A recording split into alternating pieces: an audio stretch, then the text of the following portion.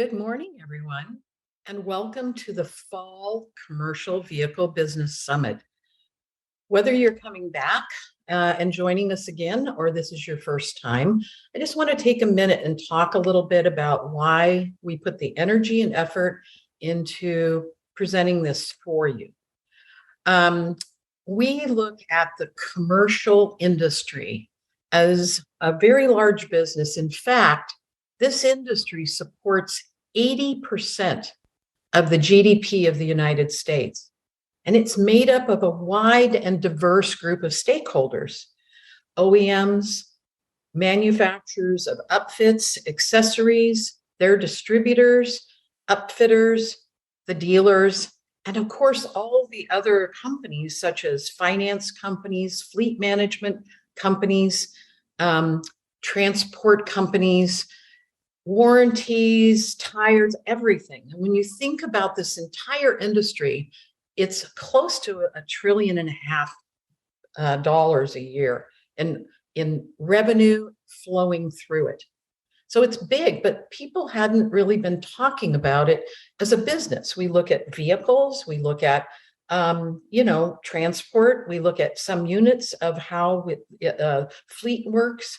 But just talking about the business and bringing together a very diverse group of these stakeholders.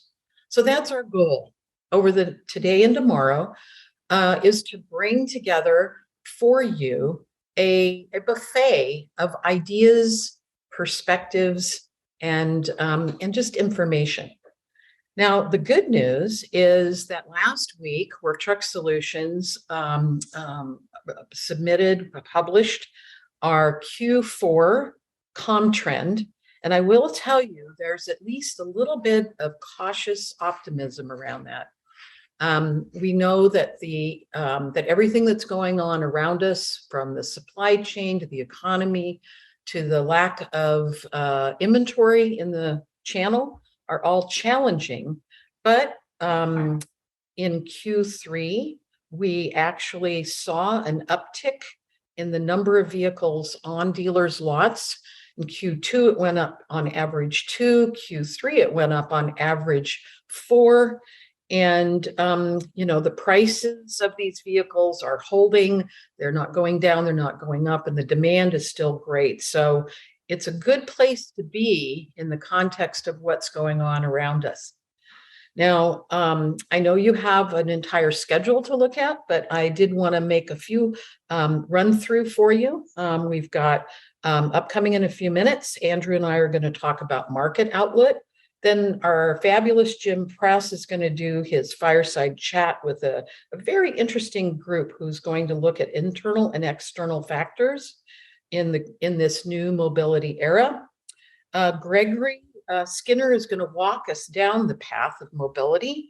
And then John Banks and I are going to talk a little bit about data. And then Lauren Fletcher has a very illuminating panel. Lauren's the editor of Work Truck Magazine.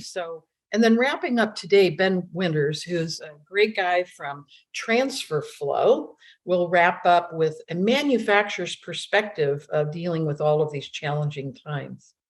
Tomorrow, we kick off the day with Quinn Garcia, who's a fabulous representative of the venture capital group, and we'll talk a little bit about what they're seeing. Jim's going to do a second fireside chat, which is all about dealers. Gregory will return with a very energizing group and panel. We'll have a little more data, and then we'll have a very interesting panel that talks about new ways to own vehicles. And then my favorite futurist and innovator, Steve Greenfield, will wrap up the day. So in between all of this, you'll notice that in the schedule, there are some networking opportunities where you can jump in and do a little speed dating and meet some people that are here as well. And I wouldn't, it would be remiss of me not to take just a second and thank our sponsors, of course, Work Truck Solutions, but also Escalon and Holman Small Business Solutions and Mitsubishi HC Capital.